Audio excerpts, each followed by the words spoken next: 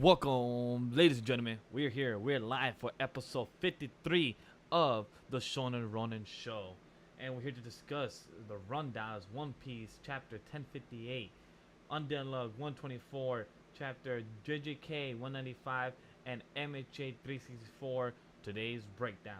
On time codes are down below, as always, in the description, where you can find, for those that don't read the chapter or see the chapters. But without further ado, let's show the gentlemen, beautiful faces of today's show. Welcome, Legendary Vash with myself, and I'm here joined by Kendall Grant, voice actor, the future man of the future shows, and Abe, the prince, the son of Darkseid. How we all doing today on this lovely Sunday evening on our new time show at the 7 p.m. EST live on every Sundays? How we all doing?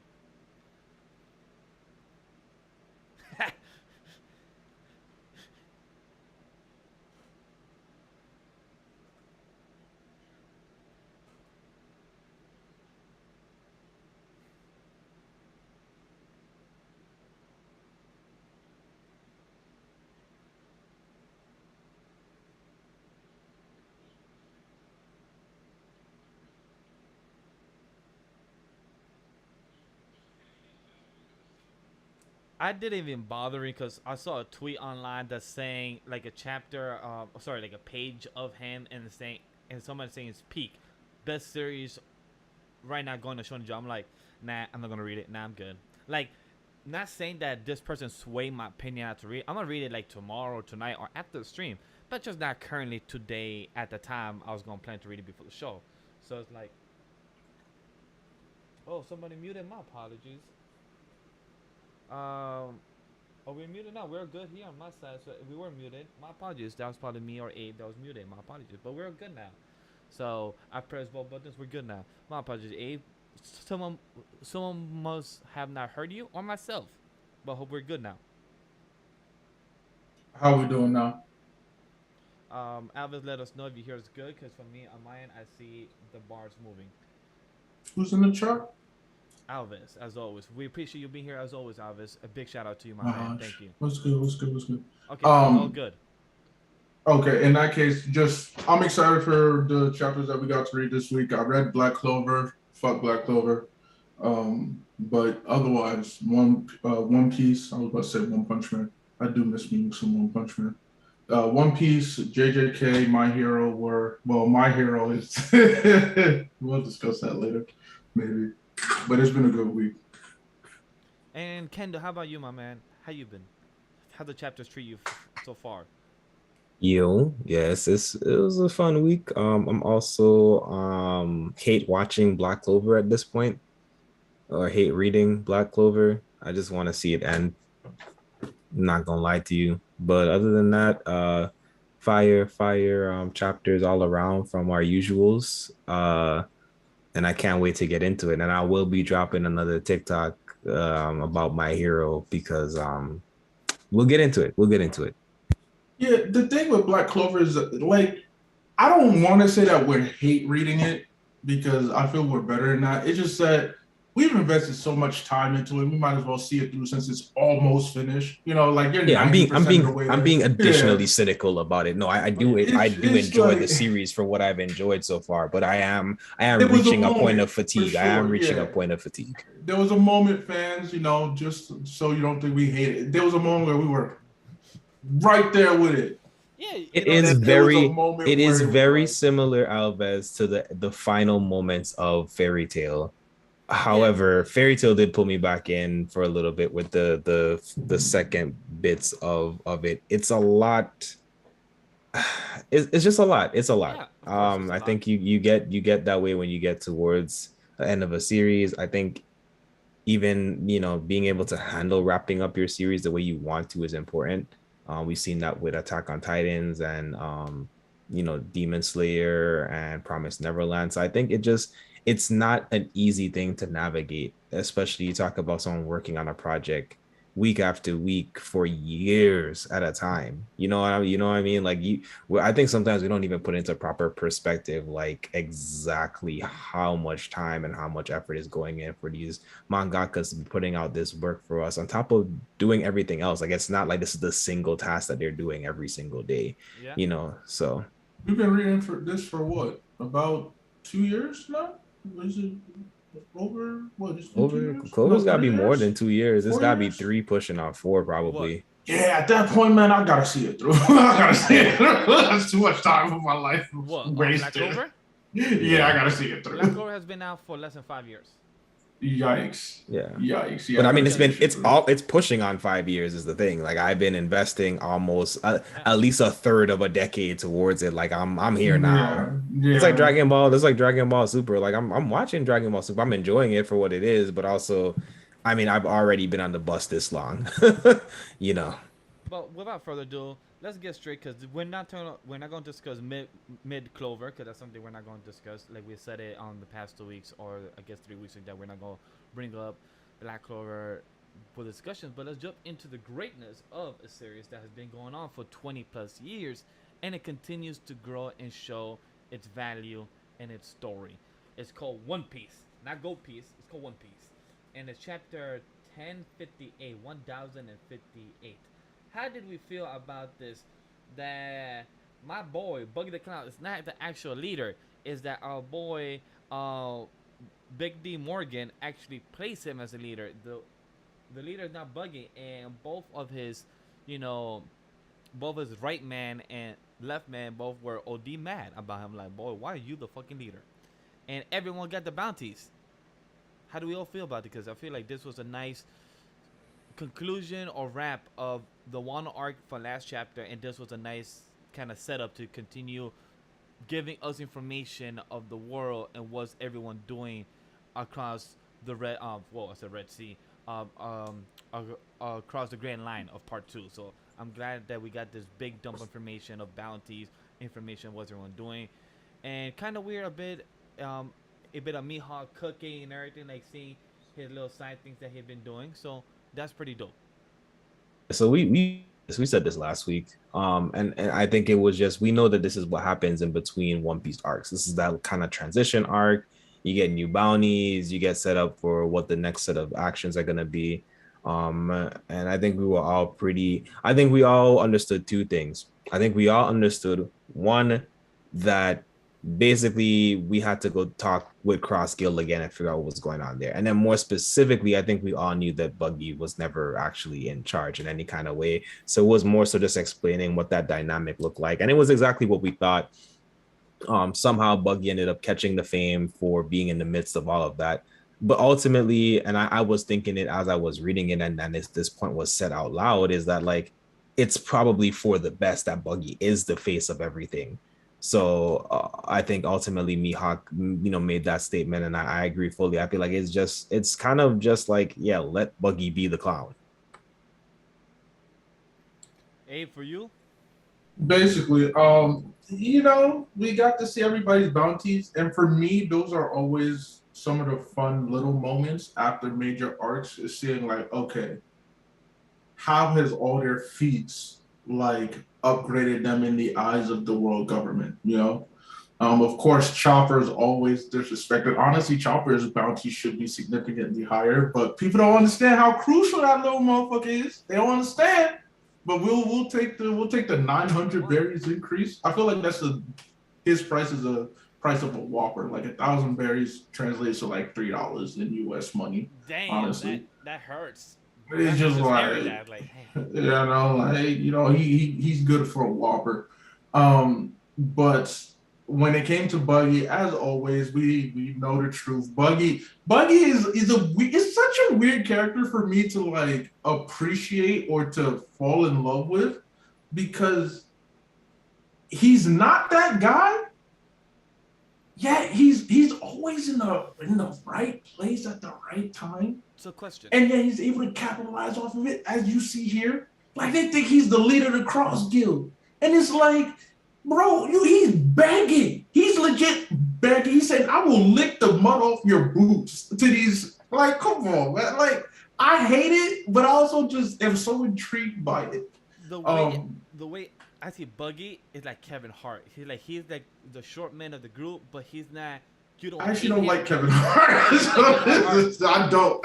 You don't like Kevin Hart? Or you don't? I'm not a fan of Kevin Hart. I like him for who he is, what he is, but at the same time, his comedy is hit or miss with me. That's why I felt like for him, he's like Buggy. He's like, okay, Buggy, I like him as a character, but he doesn't always hit or miss with me. So he's just there. That's what I felt like for him. Like, he's like my Kevin Hart. Like, all right, cool, I'll fuck with you. You're funny at times. But for him to say what Abe just said, like, he will lick the mud out of your boots. Like, man, he knows he will get his ass kicked by Crocodile or by Mihawk in matter of seconds. Yeah, but again, it always works out for him. And in this case, it works out. Mihawk is like, let's think about it logically, and there's no flaw to it. It makes perfect sense. I mean, regardless of what you want to say about Buggy, he does have a fucking squad who is loyal and indebted to him. They will do he's on the pedestal. Anything that could go wrong, they'll twist it to be where it's like, no, it's not his fault, or he's the savior. So there is blind loyalty, right?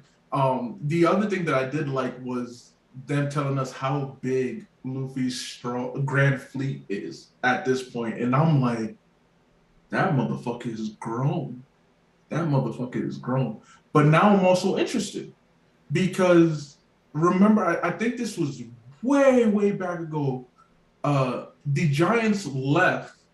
When the Giants left Buggy's company, was it to go back to Elbaf or to join Luffy's, or to join some of the Giants with Luffy? Because Luffy already has a couple of Giants on board. They went back to join Elbaf because they wanted. Okay, they went back to Elbaf. Okay. They went back on a journey because they hadn't been there in a long time because of Luffy. Luffy basically was like, oh yeah, I met some giants, and that's kind of like what. Okay. So, but I think there were some that was willing to join Luffy that did join, and then there were some that was like they would join later on, not specifically Luffy, but join the Giants crew that's with Luffy essentially after the fact. So now you're wondering, like, all right, well, has there been? We know there's an increase in this fleet. So who's the newcomers? Are they big players?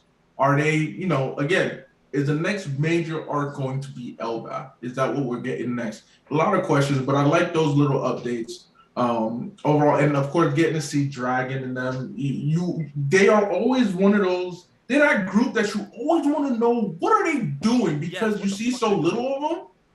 But they not just laying low. They got plans moving, and you can't wait for the eventual reunion of not only Sabo and Luffy, but hopefully we get that Dragon and Luffy meetup. So now you're like, all right, what is Dragon them up to? We only hear about them once every 300 chapters. It seems like what's going on. So we got a little bit of update there. So Dragon is not approving of some actions that's being taken, and I'm here for all the curious to see how's the interaction of both of them gonna be. Like, Sabo, straight to the point. So did he kill him?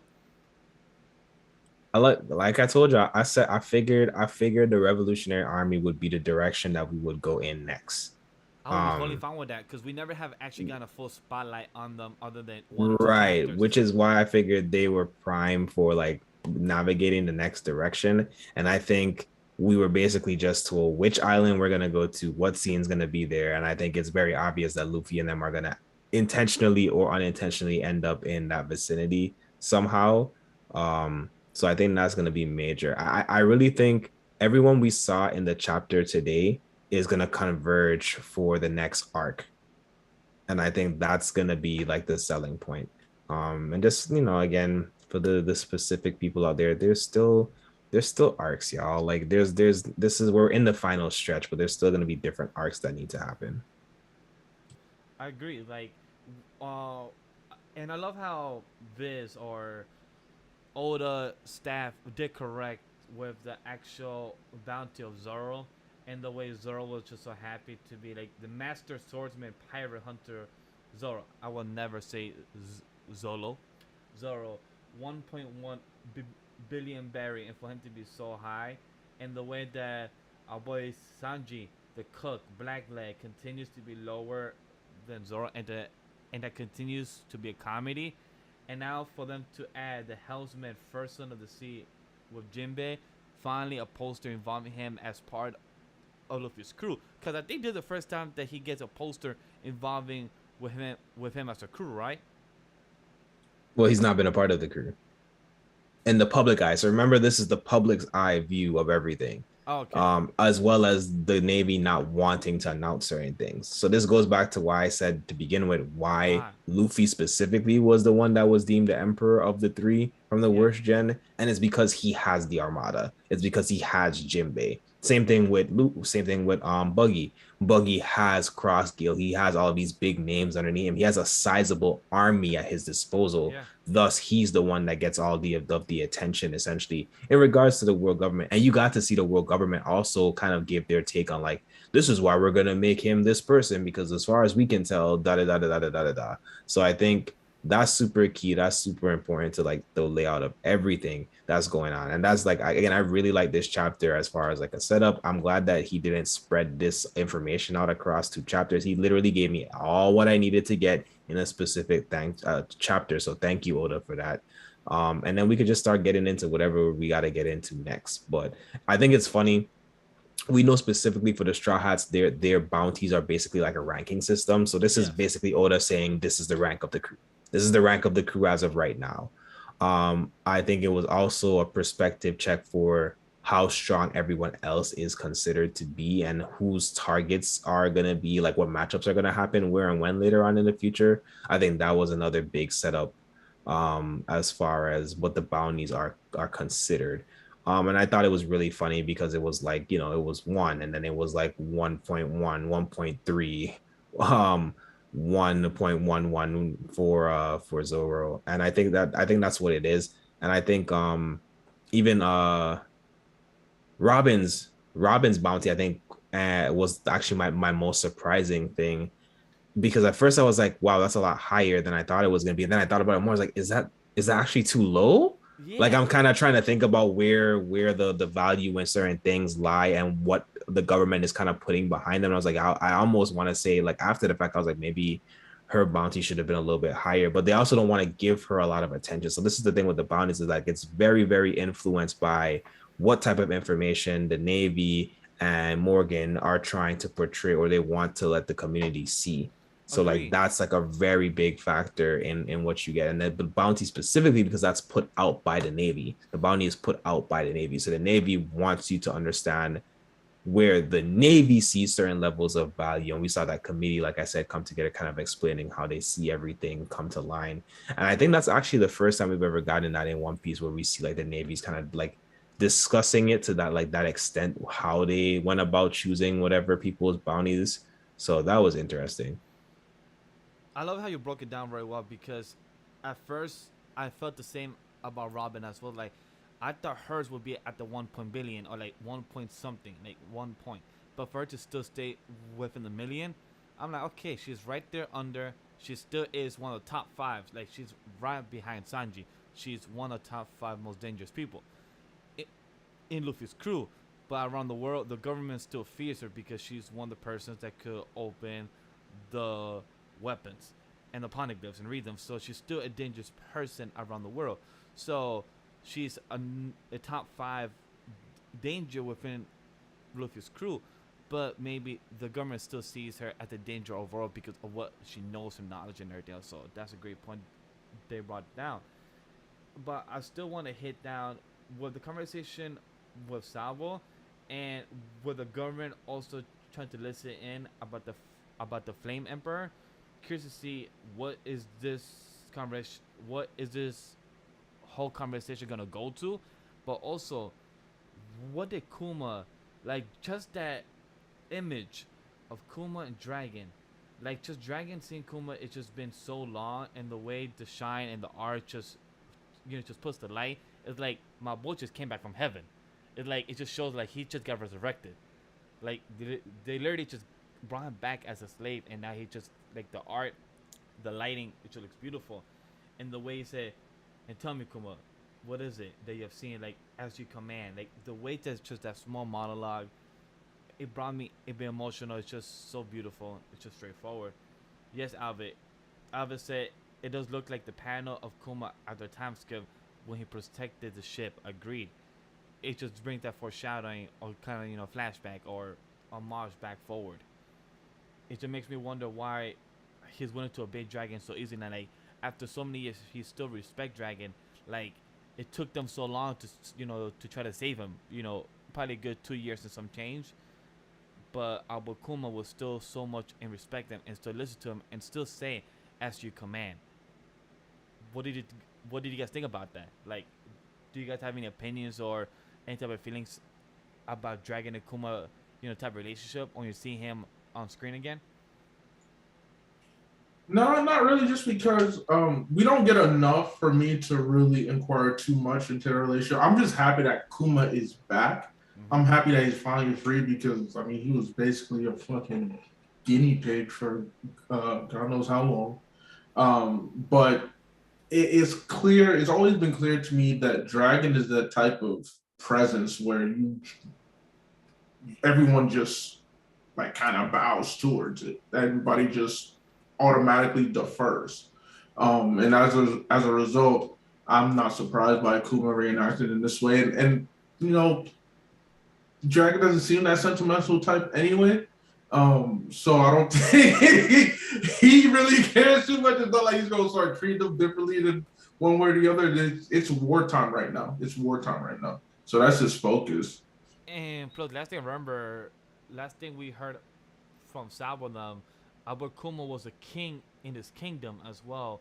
Back when we saw back as a slave in the Celestials, you know, trying to ride him as a horse. So last thing we heard that he was a king in his own kingdom. But if I'm correct, Dragon saved his kingdom or something like that. So that's probably like a layer of respect, for Dragon. So like that is possibly the case for it. It was very weird language for me because we know that Kuma is coming from being oppressed, locked up, manipulated. So the language felt kind of weird. It was very on brand for like again the way we see people interact with Dragon. But I'm interested, but I don't feel like we're really gonna get too much. I feel like we always get this with Kuma. Kuma's always been a character of intrigue, but little given. So I'm sure that we're probably still not gonna get much from him. We're gonna be grateful for it, but like right moment, I don't think we're gonna dive into Kuma in any type of dynamic worth mentioning. So I'm grateful for what we've got so far, and I think we're really gonna segue into something pretty fast, pretty high pace, pretty high stakes, really quickly coming out of this. Which I will hope so because the way this ended with Sabo on screen, I hope we continue this when we come back in 2 weeks. So for us to continue what happened with Sabo or to know with Dragon, like to know that he really did kill Cobra, what happened to Vivi. Like I'm really curious to know about all this information that needs to be more instead of the newspaper program of the newspaper about the whole propaganda, but what's the actual real confirmation from Sabo himself? What is the realness that actually came from the snake's mouth? Like, hey Sabo, did you really kill Cobra? That's what Dragon wants to know. And how will Dragon react? Will he fire him? Will he, say, come here right now? Your head is mine. So I'm really curious to see if he really did kill Cobra. It's like, okay, we have a whole death now as a king.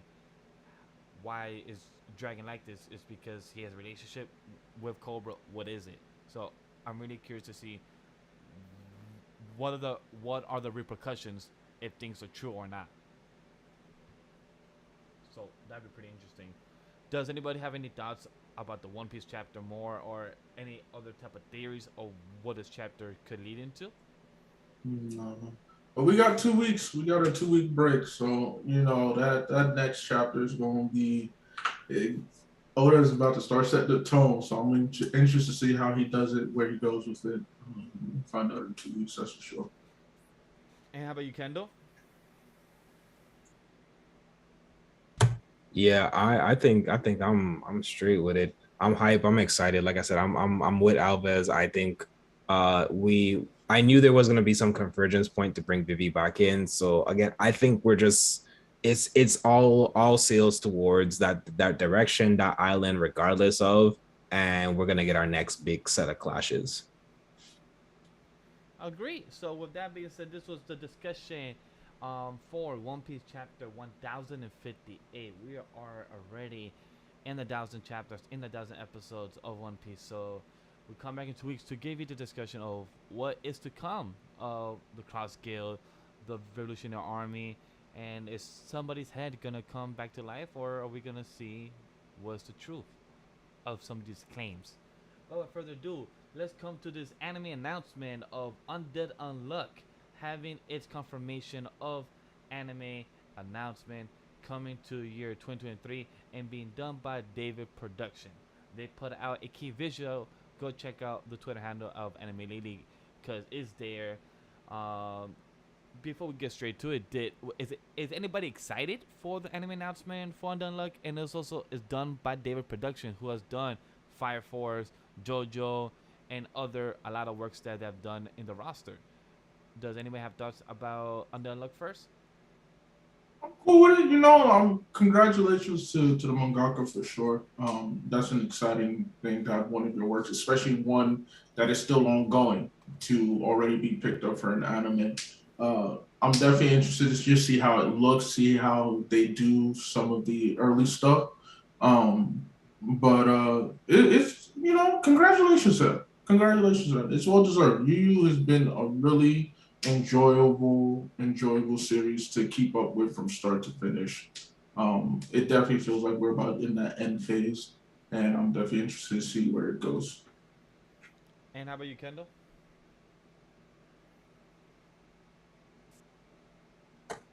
Okay, there we go. Yeah, no, I think I don't know about feeling excited.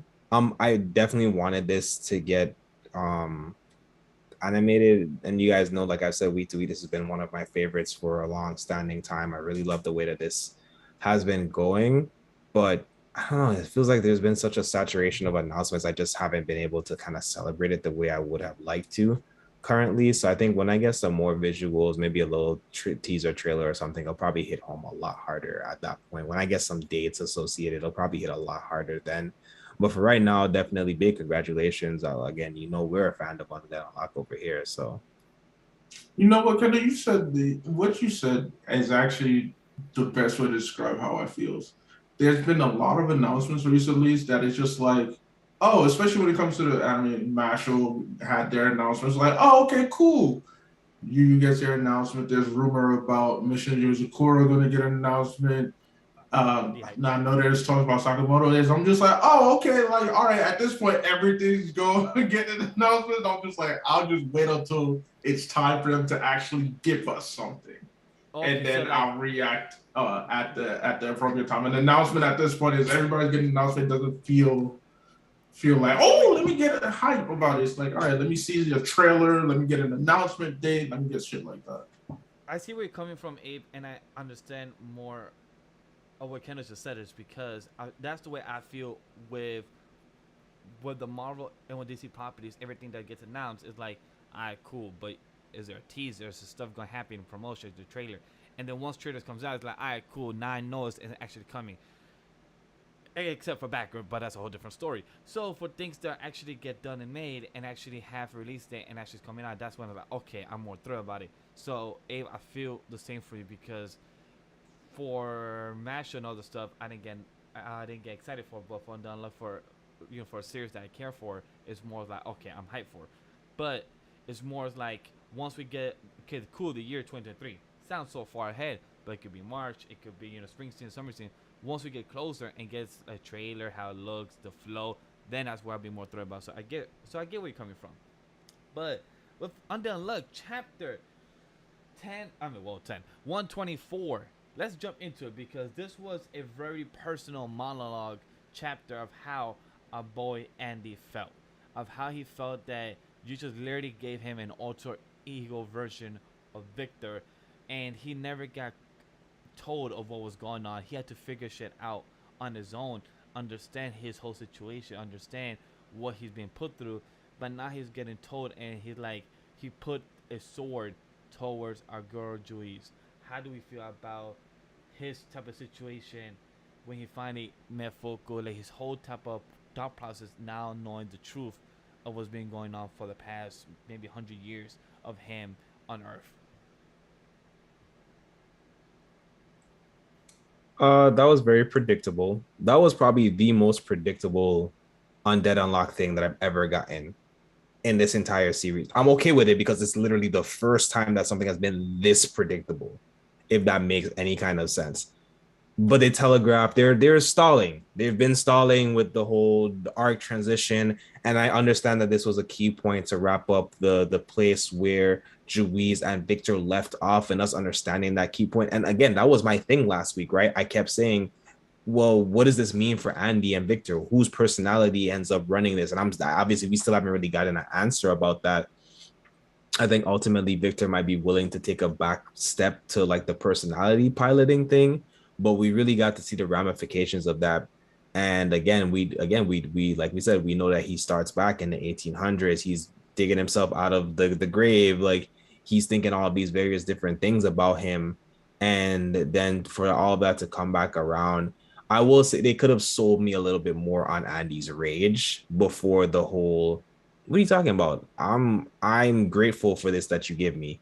But ultimately, we knew that that was the case already. We knew that Andy was grateful for meeting Fuko. That's been the journey thus far. But we really got a very nice Undead Unluck moment, and I'm grateful for that. I'm grateful for the way this chapter was written.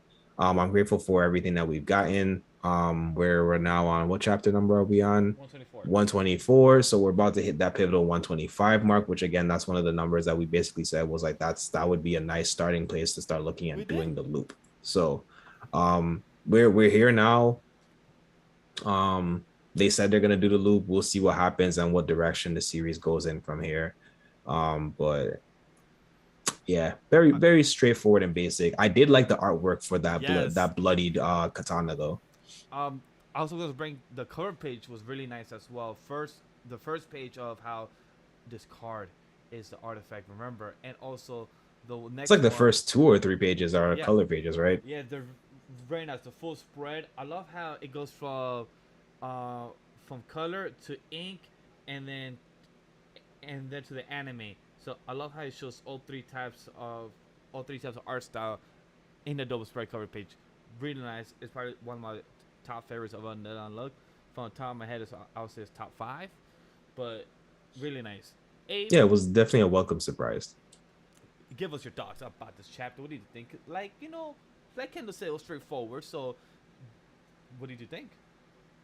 For me, yeah, it was predictable, but it also, at this point, the way I view Undead Unluck for a while, and I think that's where my mood has changed about it, not in a negative way, is that this is just a love story at this point, and they just added a new wrinkle into the love story of Fuko and Andy, because now we've learned that Andy is not the original.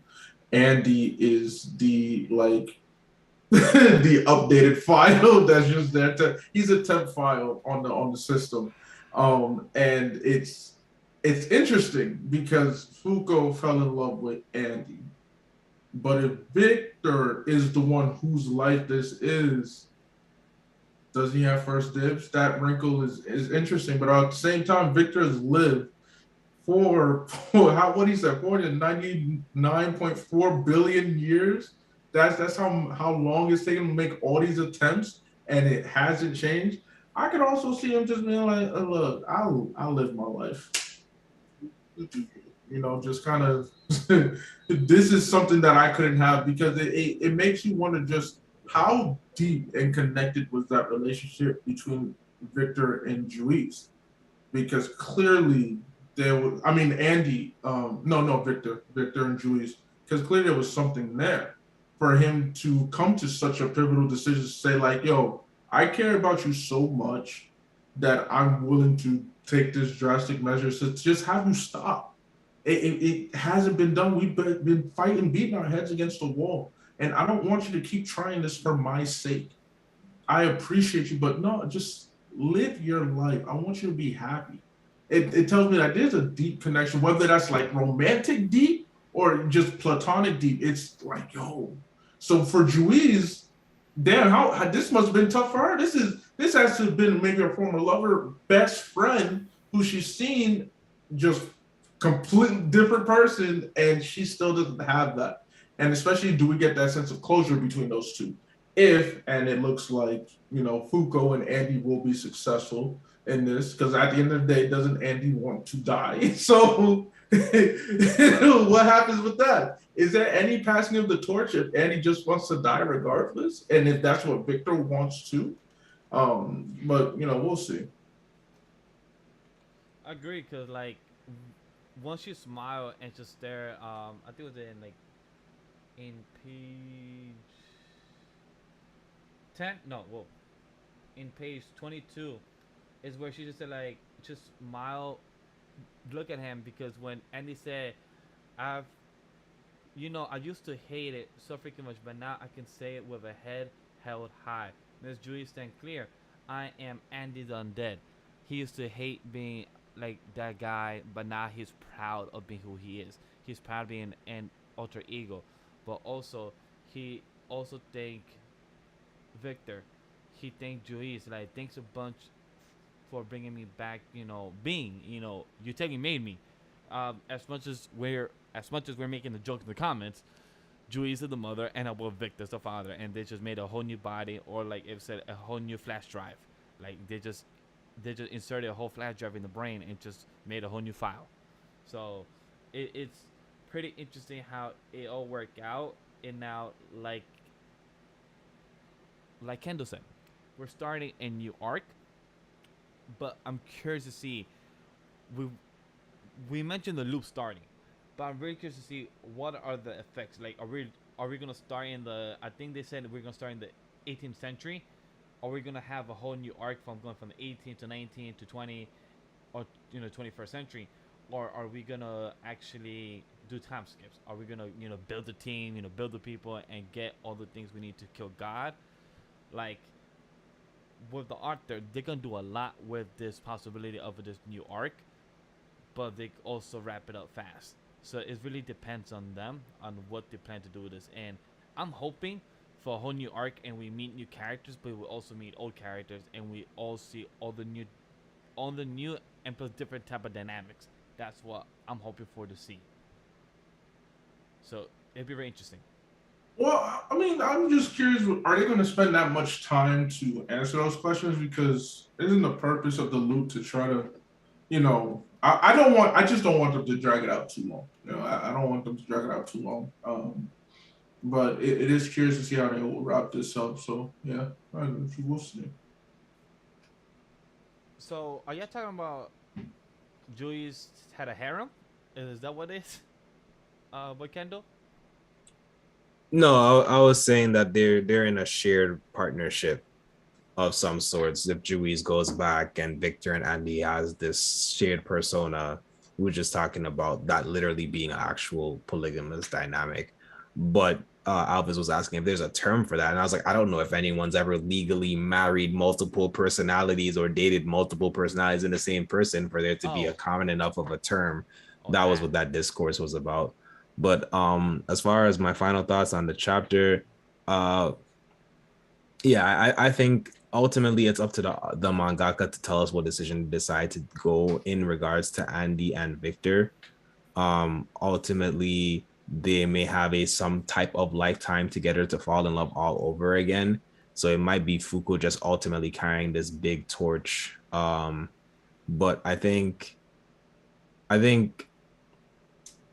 Andy's existence is still a true existence, no matter what the origins of that is. Oh yeah. And I don't think anyone. I don't think Juice created Andy as much as Victor may have created Andy involuntarily. I think there being a persona attached to the repercussions of what Juice did is just a freak accident. Because Victor lived for so much time and there was so much memories. You know what I mean? I think that was just like a side effect of there being that much for the artifact to have to deal with in a single being. But I mean, ultimately, it's just a MacGyver, it's a scapegoat, it's a ex machina of sorts to kind of help push the story forward, and I'm okay with it. I don't need big deep explanations for it. I just want to know ultimately what happens to Victor. That's all I really care about. Like right now in this moment, does Victor just cease to exist, which I'm fine with either which way, But like that's just my question. It's like, what happens? Can we just get to the loop now? Like I've literally for like 3 chapters now, I'm just like, can we just get to the loop? I really don't have nothing that you're explaining now could have happened after the loop. Like there's no way to it happening right now.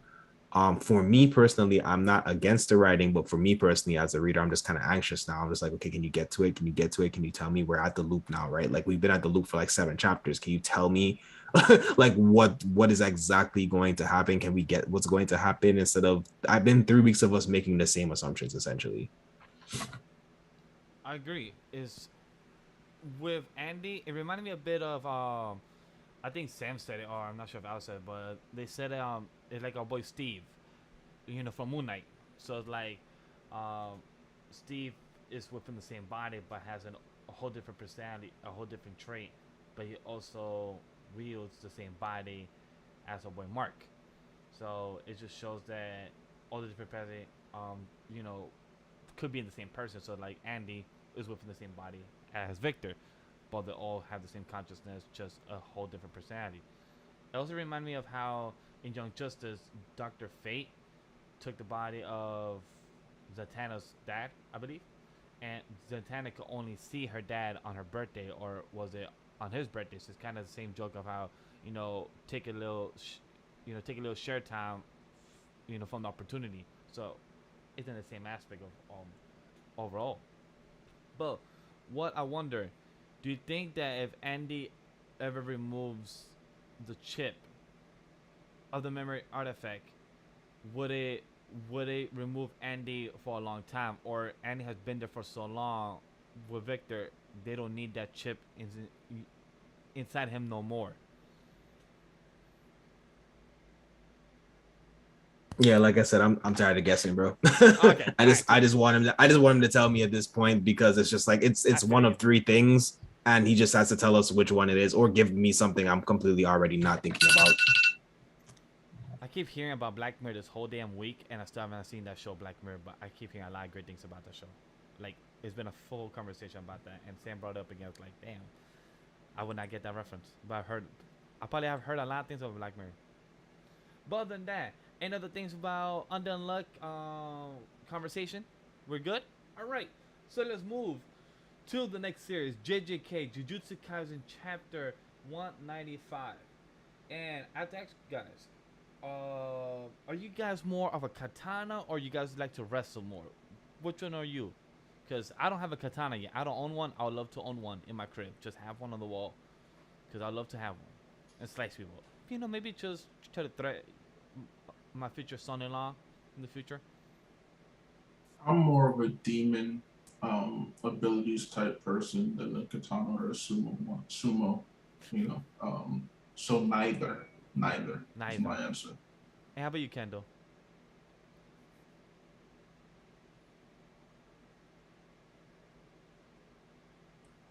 I'll take both. I'll just go ahead and fuse them together. For me, it's fine. Okay, cool. But how would you fuse a katana sumo? Wait.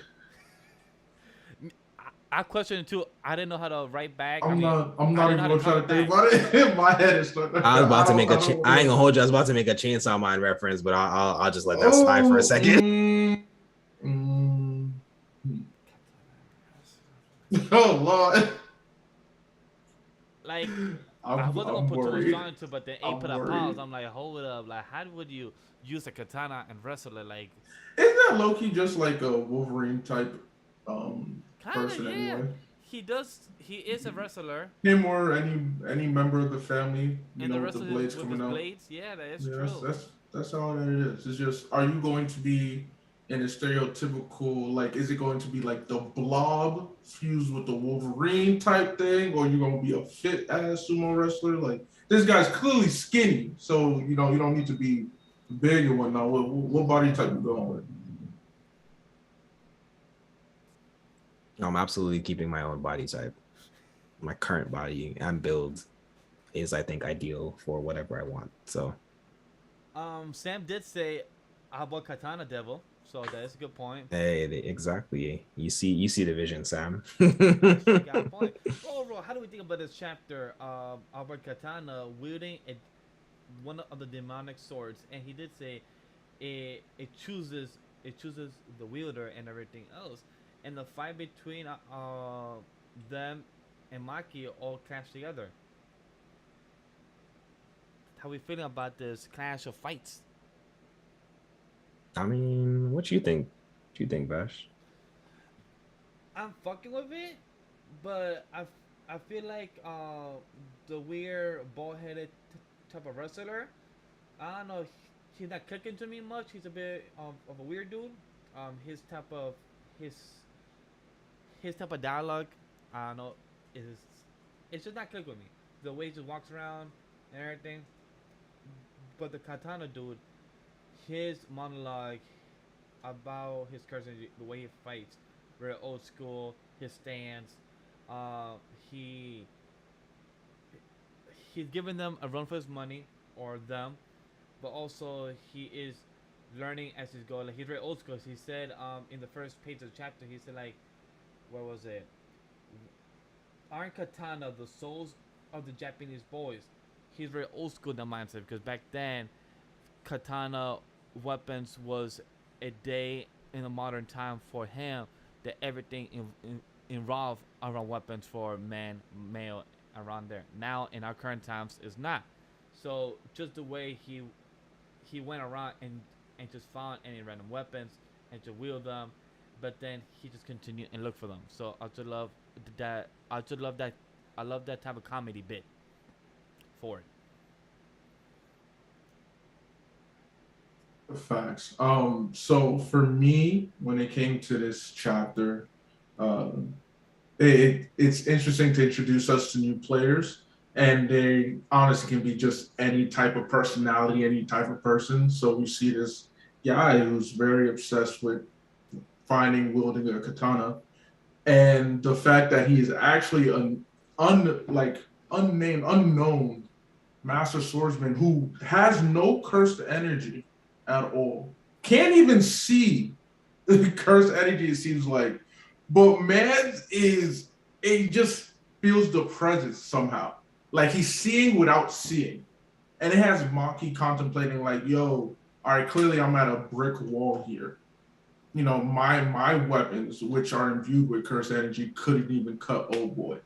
But this guy who can't even see him is talking to his sword and like, hey, why ain't you cooperating? Okay, that's what I thought. There we go. You see, why'd you do that the first time? I'm over here like, oh shit.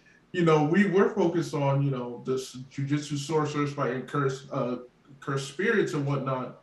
There is actually some other type of players out there who are just as deadly. Because again, all four of them like kind of shook when he took out his sword in off of the sheer lethality of his presence, as if like, yo, that man swings that thing, it's GG's. It's game over. Like, hold on, this is kind of worrisome.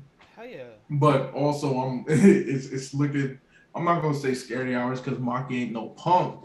But it's like, damn, Maki, you about to, I don't know if you want to take another step back. You better be careful. You about to enter the ring where as soon as you went to the ring, it seems like anything goes. You better be up. You better be ready. So it's going to be interesting what happens from there. But what an interesting, Gege is giving us new toys to see play around, new pieces on the board that I'm intrigued to see, especially in this fight that was kind of like a stalemate.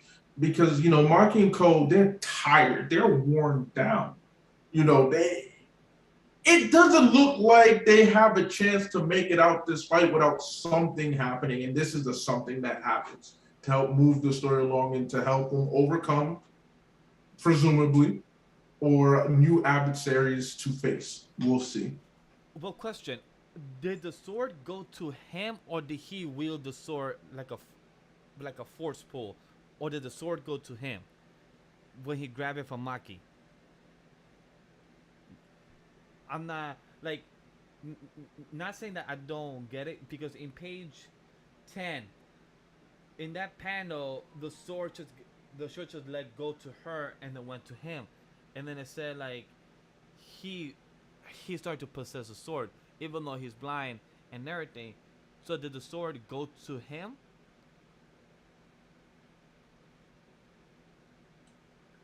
I don't think it's as deep as the sword going to him, but I think there's just a recognition. There's just like it's a katana thing. It's a Japanese thing where that the sword picks the master kind of thing, and it's just kind of like I think he happened to grab. I think he was coming into the area. He understood what was going on. He sensed what was going on, and he reached for the weapon. The weapon being the katana, and it's just like, well, did you not choose me? Like, are you trying to? Are you who are you trying to serve right now? Essentially, kind of thing is what I got from it. But we was talking about this on Ray's stream earlier, and I just thought it was such a cool thing to. This is something that only Gege could get away with at this point in the current generation of series that we're fans of. Is this introduction right now of a development and training happening in the midst of fighting, as well as introduction of basically a whole different, potentially a whole different power system at play in the world, because there's now we're looking at like, oh, we've only seen this in two lights, and there might be a whole different light that we haven't seen. Another point that I kind of pointed out was that Maki kind of got her powers, and maybe she lost some of the foundational stuff basically by gaining the power so quickly. And so I think this is again like this is going to be like an intermittent mini training session while fighting kind of thing. And that's what I'm really excited for, because I'm just like, that was my thing, is like, I don't feel like we got Maki's like where she is now fully flushed out. We just started fighting with her. So I think now she gets a period to kind of grow in the midst of the fight. So you say it's kind of like how in the first Dragon Ball Super movie of how Frieza trained. Sorry, he got stronger, but he didn't train with his new powers for him to actually know about his powers. He just went to fight Goku and Frieza. I mean, Goku and Vegeta, but he didn't actually know how to use his golden form in the full potential. But it's the same to Maki. Like, girl got stronger and girl got her powers, but she didn't actually test them or train with her abilities. Is what you're saying? I wouldn't quite say that, because Frieza did train. And if you guys are up with the Super manga, you know that Frieza has in Super developed a mindset of training. So I don't think it's the same thing. I think what happened here is Maki became a whole new being and accepted that. And in accepting that, may have possibly let go of things that were critical to who Maki used to be before this moment, which is something that she's now missing as an asset to further push of being her total self. That's what I'm coming from. So I don't think it's quite the same, but you know, shout out to the Dragon Ball Super reference. Of course. With this being the case, like, I'm really curious to see how Maki is gonna see this. I'm curious to see how she's gonna react in the next chapter, because she's saying, "What was that? My attacks did not do that." So she's like, "What is the difference between me and that guy?" So now I'm curious to see how she gonna next level up. And then, as you brought, Kendall, like, this is kind of like a training session for them within their fighting, and that's what I love about this arc of the JK, is that we're meeting new characters, but we're also seeing all different types of attributes within these characters that we have not seen before. But we're also having our current characters level up, but it doesn't feel like a, Black Clover as you're surpassing your limit every single battle, but you're also improving your battle skills. You're improving your battle instinct. So like, you're improving as a fighter, not as a character, and that's what I love about with JJK in this arc with the calling games. So it's very well for that. Very thought out, very great. Great writing. For the arc. Abe, have any other thoughts about this chapter? Sure. Like I said, just curious about where we go next. Like Kendall had mentioned, there's a possibility of a new power system, which I hadn't thought about, but makes for some interesting expansion in JJK, because we really, we really don't know everything we need to know still. As surprising as it may be, given how much information Gege likes to provide, we don't know all that I feel like we need to know about this about the jiu-jitsu world. Like there's some factors out there that and the fact that he's using the Kali games and using reincarnated spirits or figures to help tell like, yo, there is something that's not recent, that's always been there, kind of like giving us a little history lesson type shit. I appreciate. So I'm excited. JJK, it's always been solid. KA knows what the fuck he's doing, and I appreciate him. Rest up. Make sure you healthy, and keep providing us this great content. I agree with that because with JJK, we come back with the next chapter of JJK to discuss and read. So I can't wait to see what happens in chapter 196, and we're almost at the 200 mark. So JJK is doing well.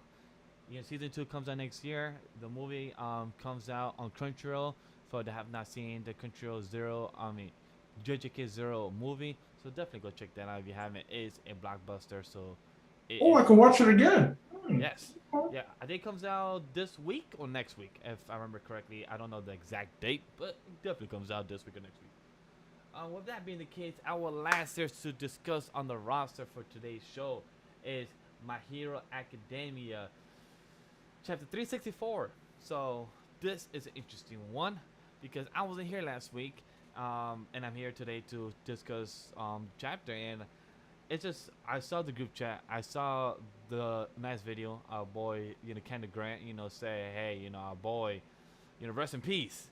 And in this chapter, he ain't alive, but it's possibly him coming back when the ending chapter, when the ending panel, with our boy Best Genius saying, yo, just saying, after you do this, there's no coming back for you. So it's going to be curious to see that is Edsha going to be living as his heart from here on out? Is there a way to take the threads out of our boy Edsha? And it shows that our boy Best Genius and Edsha has been friends for all these years since our boy high school, because he called him Club President Hakawara. So it's like, okay, cool. So they have a long relationship for a very long time. And to see that Bakugo may not be dead. He may be come back to life. It reminded me a bit of a girl, people like to call useless, but, a girl, Sakura, was pumping the heart during the war, like literally going around and just pumping the heart of our boy Naruto. So it's like, alright, cool. Our boy's alive. But Bakugo, am I bothered? Am I hurt? Like other people on the timeline, other people I know that are creators, they're just like, yo, Bakugo's not dead. Our boy Hori took him back out alive. It's like, yeah. I mean, y'all keep saying back to life, but as far as I'm concerned, what this chapter said is he ain't dead yet. This back to life, I don't know. I don't know. We gotta reevaluate that next week when another chapter drops. But what I heard is he ain't done yet. I'm gonna sacrifice my life to keep him alive. So I take that as he ain't quite dead yet. He's not under the sea like our boy Jiraiya. He's not, like, you cannot bring him back to life. Like, Jiraiya got 6 times murdered by 6 other same person and brought down to the water. So you can't bring him back to life. Bakugo's still in the midst of battle in a war. You're fighting the big bad, and probably a couple seconds pass by. You could bring a heart back to life, just pump, but for him, he's gonna thread the hearts or the pieces that are missing, which that is like, how the fuck you gonna do that? Even though I saw on Ray's stream, I think it was Blue or Grant that said it, that on a small panel, it shows that he was invading, helping other people, body parts that were in the most previous battle, when they were trying to kill Shige at the time. He was helping other people, stay alive. But this time, he's going so small, like an Ant-Man. He is technically Ant-Man. He's literally going so small to save our boy Bakugo's heart. I still think he's dead, though. Or was dead. He's going to be back, resurrection. He's a boy Thanos. He came back to life like a boy Loki. Yeah, for me, it was one of those things where, they do it a lot in supernatural media, especially like supernatural shows and whatnot, where there's that like period of time, a window you have after death where if you do it in enough time, whatever spell you decide to work can bring them back. You know, there's a small window of opportunity, and I think that's the case here. Whereas like it had not enough time has passed to where the damage is not repairable, clearly. But with what Best Genius said, it sounds like what he's about to do, even though he's been doing it with other people, that's very different from what he's about to do to Bakugo. It's as if like he is about to sacrifice his life to basically he's giving his life to bring Bakugo back to life, like that kind of exchange type opportunity, which is why like he is dead, and he's about to be brought back to life because another life was kind of traded in his place. He got extra life force, basically. So yeah, he definitely died. His heart ruptured. Your heart ruptures. Yeah, that's why it's low key kind of. Look, it's like you get decapitated. Like you're not fully disconnected immediately. You know what I mean? Like there's a period. There's a period. Yeah, because the body still reacts a little bit. Resuscitated, so to speak. I think it's more resuscitated than it is revived at this point. But either which way, tomato. Someone thought somebody was dead, and they may or may not be dead. We don't even know if they're back alive yet. Like I said, when y'all see Bakugo open his eyes and gasp for breath, then we could talk about him being back. But for right now, it's the same state that it's been in for the past 2 chapters prior to, and we just don't know the state of Bakugo. Y'all jumped the gun again. Look, I'm gonna keep making these videos though. I'm gonna keep flaming y'all along the way, but we out here. I'm not even mad. Bakugo is definitely going to be brought back to life. Because even All For One in the beginning of the chapter said that, you know, why are bad people bad? And then he said, it's simple. I'm quite influenced by comics. And for him to even say that for breaking, that Hori also has said public that he's a fan of Western comics. So that shows and proves that comics have done us a lot. Our boy Batman has died so many times and has come back to life. Our boy Robin. I don't think that's fourth wall breaking, bro. I think that's just reference to other material at that point. Like there's a reference to other material, but it shows that even All For One likes bad guys, and like a lot of Western comics, a lot of people like Lex Luthor, Reverse Flash, and these motherfuckers are bad as fuck, but we just like them because of the good writing and just who they are. It's like, but do we question them? Yeah, we should question them. But for All For One, it's like for him to say like, hey, I like comics for this shit, like, you know, for this reason. Like, I'm bad just because I want to be bad, and we need to bring more light to this. And for Bakugo to be dead last week and maybe coming to be back, I've seen friends and content creators that have loved the series, but then say, "Oh, I'm gonna drop the shit. I'm gonna still read the shit. Shit's toxic. Like, how is it that you killed the dude, but then bring him back to life?" Like, we don't have the full context of what exactly is happening. I understand if people that read this week to week and be like, "Oh my god, how's this?" But a month from now, if we're in October and we actually see him coming back, or he actually stayed there or not, it's like we have more of a context to see how we actually felt. Because people with Fairy Tail, there's a lot of things that most characters died, but then literally got resurrected. So that's a whole different conversation. You have more of a better thought process to say what you want to say for Fairy Tail or other series that have killed other characters, but they have been brought back to life. But for Bakugo, it's like, okay, he died. He deadass did die. But what's next for his character? That's the thing. It's like, is he actually going to come back to life and do something because of Edshot? Or can he get killed again? Because our boy Shiraki said, who's next to be a president for Midoriya? That doesn't mean any other characters could be, just be dead on the floor. Our Bakugo could die again for round 2. Yeah. The thing is that we know Horikoshi doesn't he doesn't abuse the whole death and revival, resurrection type deal. When he kills off characters, for the most part, he kills them off, and he has no issue with who he kills.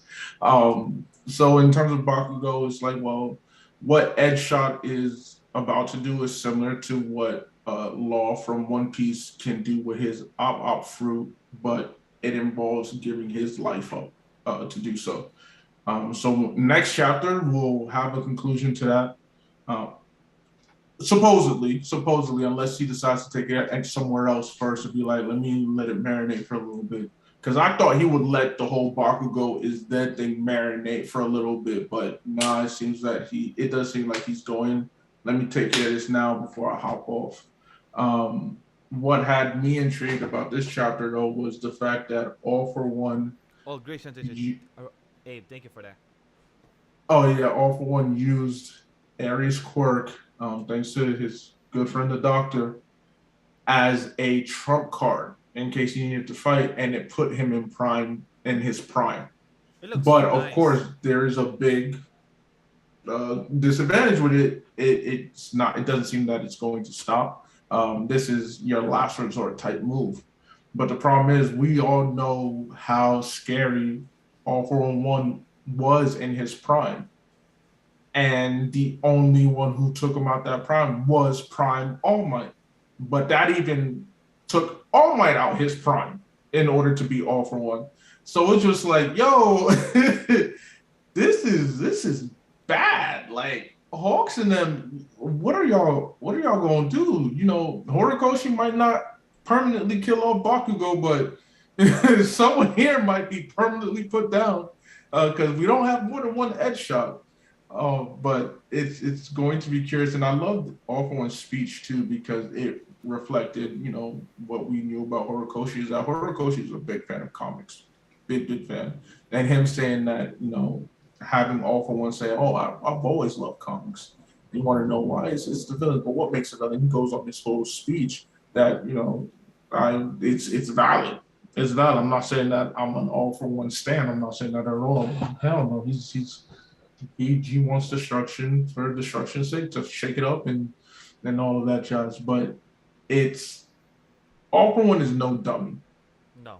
He's no dummy. And this move that he has set up for himself, giving up basically his main body, and more so when it came to the whole Shigaraki deal, we were wondering, like, what is it that is going to be about this union? Is it going to be All for One taking over? Is Shigaraki, like, Shigaraki's gonna fight back? And in this moment, he's like, it seems as if All for One has kind of ceded the fact that Shigaraki is the guy who's taking his steed. Like, I am finally done. I am finally done. I am not going to, like, live on as in, like, oh yeah, I took over Shigaraki's body. No, more so he is going to adopt my desire to just end everybody, to shake up everybody's beliefs and to flip everything on its head. And that to me is very, very just significant into what are we going to get. And it's funny that I'm looking at Twitter and Edge Shot is trending. What are we going to get with this finalized form of Shigaraki, especially the inevitable clash between Shigaraki and Deku? Abe, it's very funny how you say that about Shiggy when I was just rereading the monologue of, I think of the dude was like the vice president or something, but he was saying, "Do you know what Star was really fighting for? What do you think?" Cassie followed in her idol's footsteps and died for it. I'm sure you haven't really forgotten. Children observe adults as they grow. Adults in turn support the children as they pass it forward, and so on to the next generation. Heroes have always wielded the power in the name of that cause. But it's the same in the comparison of how All for One wants to do the same thing for Shiggy. He wants to inspire the hatred into Shiggy so he could destroy just like All for One has. So it's so parallel in this chapter of how they're talking about the heroes in the second half of the chapter, but the first half of the chapter, All for One is talking about the so good of the hatred that he's been bringing and about the villains and how he hoped to pass this down to Shiggy and do the same thing as well. That he doesn't plan to control his body, but he wants to wield the same hatred that he has in his mind into Shiggy. And I should love that, I should love that beautiful parallel for both of them.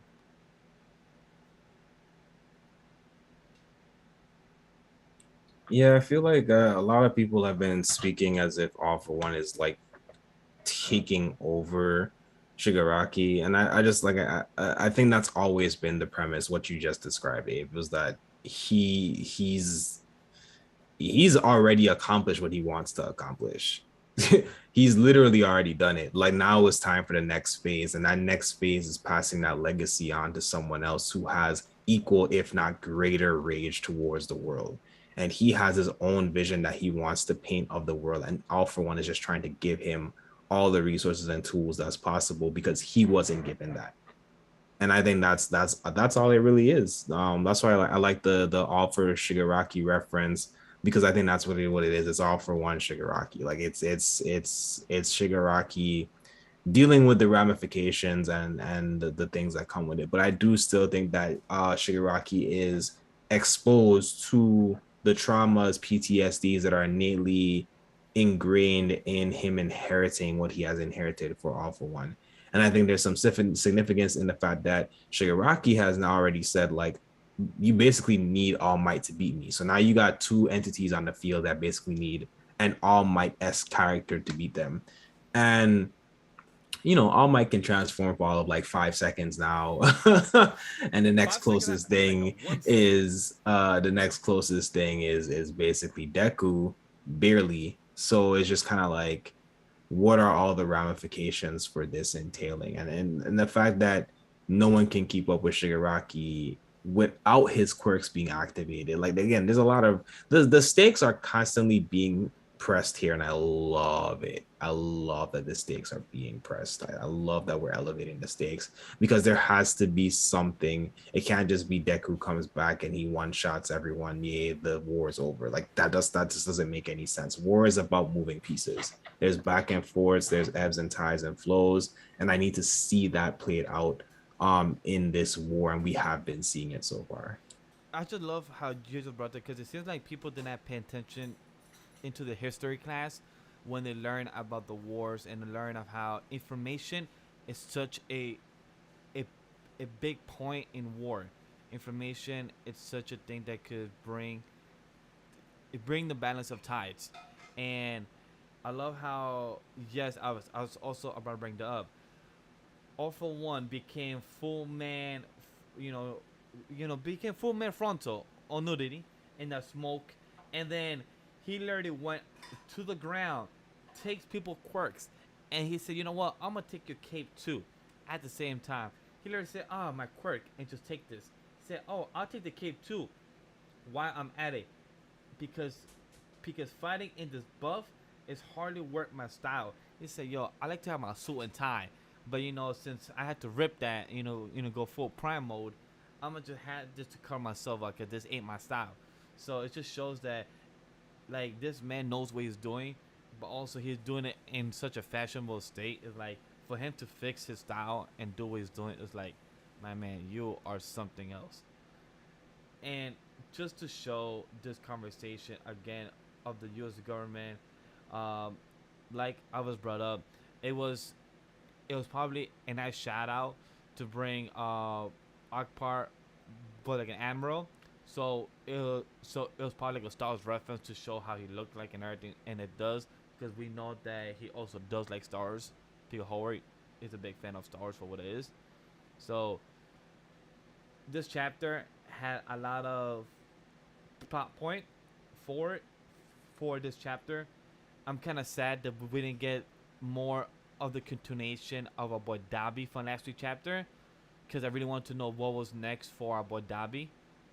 But we're gonna probably get that for next week, and I can't wait to see what else are we gonna see for Dabi, for his character, and what else could the possibly be for who's gonna kill, because our boy Dabi looks like he's willing to kill anybody there, even his own brother, or maybe our boy Ida. So I'm just throwing it out there. I have a red flag for our boy Ida. That's me right there. Anybody else got any comments or thoughts of what I just said or overall about the chapter?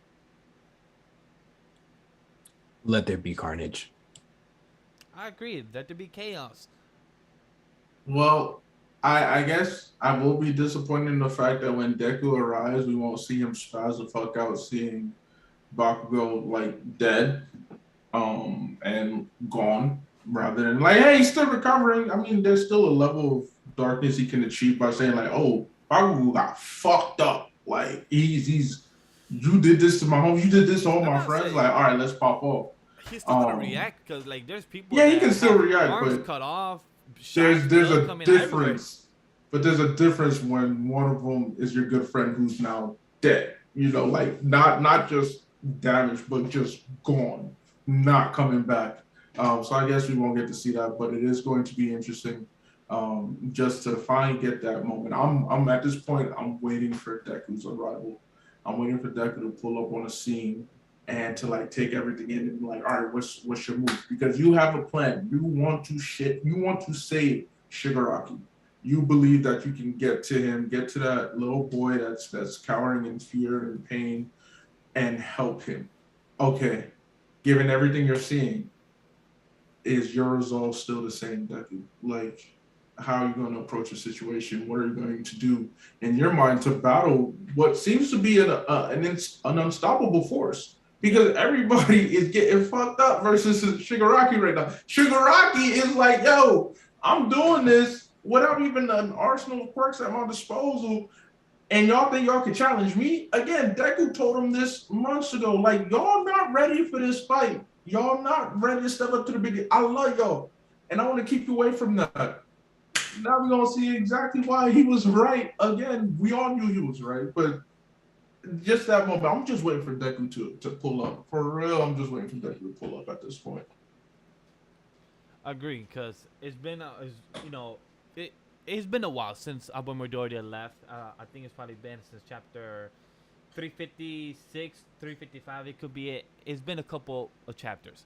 So my boy needs to hurry his ass up, run, and get to where he needs to, because people are gonna continue hitting the body on the floor. Because All For One and Shiggy. But I want to see Toga. I saw in the chat, I want to see Toga do something, because Toga has the quirk of twice. I want to see what our girl could do and what our girl could activate. And we got our girl Ochago and Froggy, so we need to see that whole matchup. But right now this is important, and Midoriya needs to hurry up on the screen, so that is definitely needs to be up the case. So without that being the case, these are the chapters we discussed in the series that we broke down for today's for today's episode 53 of the anime of the Shonen Ronin show. But before we end the show, what was the chapter of the week, everyone? Because this was issue 39 of Weekly Shonen Jump. We're about to be the end of the year of November. We're only less than 3 months away to wrap up of this year issue 2022. So what was everyone's chapter? Because I did not know. Dodoron Don, I think how to pronounce it, ended today, which that threw me off, because I did not know it was gonna end. I didn't even start the series yet, but now it's like, should I even start it? Because like, damn. I'm so glad you told me that, because I haven't read that chapter yet, but all the other chapters just felt like, yeah, this motherfucker about to end, huh? It's about to. All right. Now I know. It was obvious. It just became super obvious. Just like, this is the big battle already, is it not? Oh shit! Like, all right, so another one of those.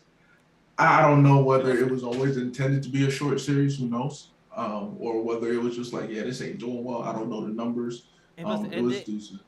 In 36 chapters. Wow, that's actually high for a series that went longer than it was supposed to.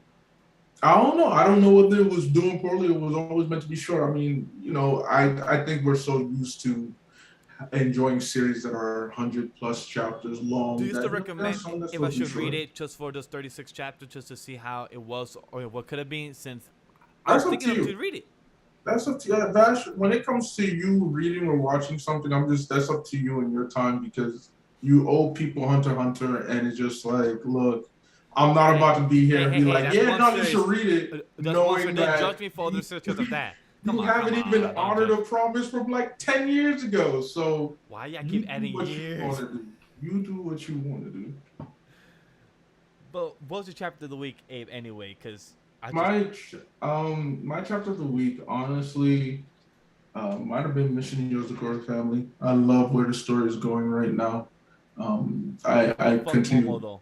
Fuck him. I He's an continue to asshole. enjoy just everything about this series, and if the rumor is true about an anime adaptation coming through, I will be excited when they give us a trailer. When they give us a trailer. But the series is really good for those who haven't watched it. Vash told me about it, and ever since then, I haven't looked back. It's been real fun, been real wholesome, emotional. It hits with the right level of emotion when it needs to, while providing your typical, action and giving you a shonen story that isn't too, you know, too shonen. Like, all right, I'm so sorry to take this shot at Black Clover, like Black Clover. All right, I'm done. I'm done. I will never mention Black Clover again in a negative way. I'm sorry, but yeah, that's all I have to say. Chat, this isn't the last time. No promises in that. It is the last time, I promise. And how about you, Kendall? What was your chapter of the week? What did you think? Because it was a good stack. One Piece, Black Clover. Sorry, wrong series. JJK, MHA. Great series that was a rundown. What was your favorite chapter of these, or any other one that we don't cover? You're mute, my man. It's been wrestling me all day. I'm gonna just stick to tapping the mic from now on. I tried to do the button thing, but anyways, I think it's between Chainsaw Man and My Hero for me this week. Actually, I like the chapter for Chainsaw Man. I like the direction. I like the art. I like everything that was happening. The kind of the chaos feel of everything that was going on, and this character that they keep trying to give us like some type of level of investment into. I'm being sold a little bit more and more every chapter, so I enjoyed that. And then yeah, definitely I think of the things that we covered, My Hero for sure. He's paid off a lot of things. Same thing for Undead Unluck. JJK had like a good little setup, but ultimately I would give it to My Hero from the stuff that we covered. For the stuff that we cover, I definitely have to give it to One Piece. One Piece was full information heavy and what it set up, but like in the beginning of the stream, that's how One Piece arcs is. They always have a couple chapters of break between arcs to give you the full flesh of what other characters we have met throughout the 1,600, 800 type of chapters of the series. We know where they are, what's the next steps, and such as. But also JJK and like introduces more characters, but also we enjoy them. It doesn't feel like filler characters. It doesn't feel like fodder. Like they add more layers and flesh to the story. So, but MHA just gives you more questions, but also the way our fandom works. But my personal is One Piece. Uh, Mission to Cure Family is number 2. So, like Abe said, read Mission to Cure Family. If you enjoy Spam Family, I always tell people Mission to Cure Family is that extra flavor that you would like if that you're getting from Spam Family, but more of a wholesome family is more characters and also more of a spies, not just one or assassin. You get a mix of everything. You get organization and everything else. So I really suggest anybody to enjoy a series like that. Is highly recommended, and it might be getting an anime. Had to be confirmed, it's rumor and everything else. But with that being the case, where can the good people find you real quick, guys? Abe and Kendall. You can find me on Twitter and on Twitch at Prince_ALAWAL. I'm actually heading over there in a few minutes to stream some Dead by Daylight short stream. I can't keep doing these late nights hopping off at 6 a.m. I can't. I'm fucking my sleep schedule up. But catch me there. Catch me on Twitter, where I talk sports, anime, whatever. I do a lot of things involved with Shade of Red, anime lately. Just follow everybody here and the rest of the anime lately team, and you'll find me somehow, some way through those connections. But appreciate all your support, like always. I hope you guys enjoy this new nighttime schedule, and have a great Sunday evening, and definitely have a great start to your week. Y'all know you can find me Kendall Grant VA on Twitter, on Instagram. I've updated the Twitch to that. We're gonna start using the personal Twitch a little bit more, but you can find me on Tuesdays on Blackheart's channel, the TFT Tuesdays. Other than that, just hit me up on Twitter, man. I keep saying that. Hit me up on Twitter. Y'all don't be hitting me up on Twitter. Every week I'll be like, hey, hit me up on Twitter. Ask me stuff. Follow up. Y'all don't follow up. So I feel some type of way. All right. Bye. He loves to socialize. Go check him out. He's always on Spaces. He's always on the Twitter. So go check Kendall out. Go check Abe. I'm always lurking because this man never sleeps. But I'm glad to hear that he's going to try to fix his sleep schedule. I'm glad he says he hopes or he's going to try. Because at least try means that you might fail. So at least he knows that he's going to at least do his best. I've been trying for a year. I have my moments where, maybe for a good week or two, I get my sleep schedule right and then I trash it again. I'm glad to hear that as your friend, to know that you're at least doing your best to fix that. That's all I can hear and say. But for me, guys, Legendary Vash, find me everywhere else. Check out us on the handles, on the link trees down below. In the YouTube site, you can find all the team where you can find them. That's about it. Anime Podcast this Wednesday. And, what we do, the content, we appreciate you guys all the time following, supporting, liking, subscribing. We appreciate everyone here. And thank you very much. We'll see you on the next one, next Sunday at the EST nighttime as well. Take care.